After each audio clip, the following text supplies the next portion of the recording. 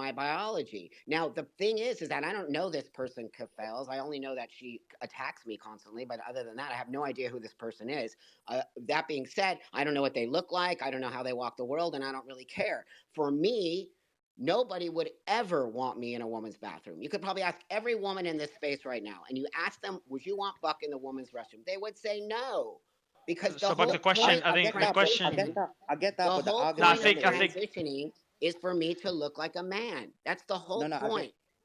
I get your point, Book. I'm not disagreeing with that.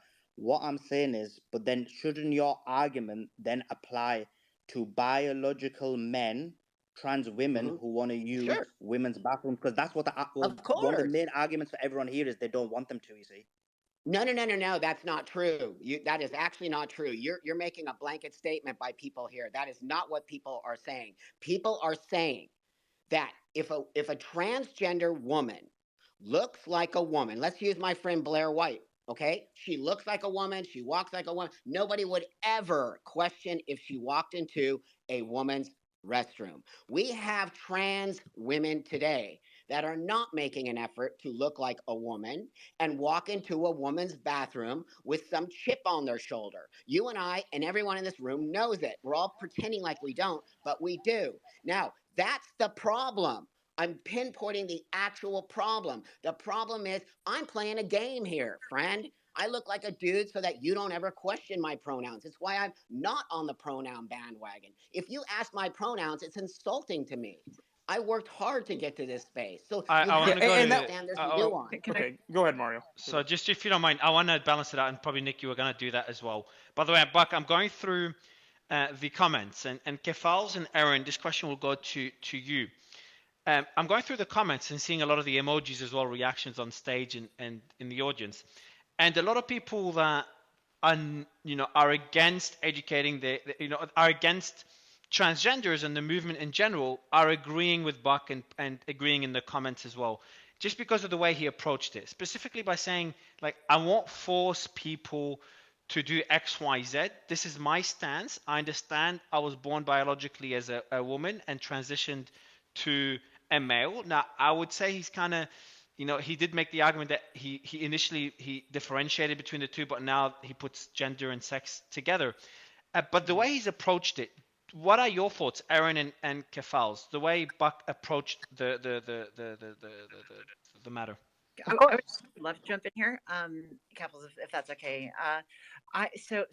There was a number of things there that are just really important to cover. I think that you asked Buck a really good question whenever Buck started talking about still using a male restroom, and you had pointed out the fact that, like, that kind of sounds a little bit like gender.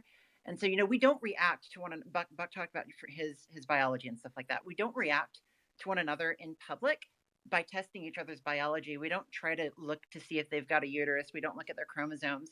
We react to each other through social means and social definitions. And these things evolve and change over time, and they're complex and culturally defined. And you did a very good job at pointing out how that was indeed the case with Buck.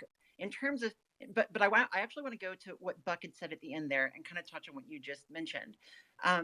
If we decide to enact policy around things like going to the bathroom based on how well we think as other people you belong in that bathroom, that eliminates a lot of cisgender people too. And in fact, we have found that whenever bathroom bans on transgender people are enacted in the United States, the people that are most often targeted by those bans end up being gender nonconforming cis women who go into bathrooms with short hair, who may look a little bit masculine, and then who get beat up or dragged out by men that then enter the bathroom. And so, we've seen this happen time and time again. I also want to talk about forcing, because we've had so many discussions so far about, like, forcing you to use pronouns, forcing you to use a certain bathroom, etc. Nobody's forcing Buck to do anything, but what I will say is there are 270 bills out there in the United States right now being proposed to force one view on the other, to force pronouns being misgendered, to basically force biological pronouns, quote unquote, is actually in some of these bills, to force trans people into a different bathroom, to force trans people into to not be able to get medical care that they need. And so, in terms of, Can you go into a little bit more detail on that, because that seems like a pretty blanket generalization of what these bills may or may not be. I And talk all about the bills. Oh my God, yes.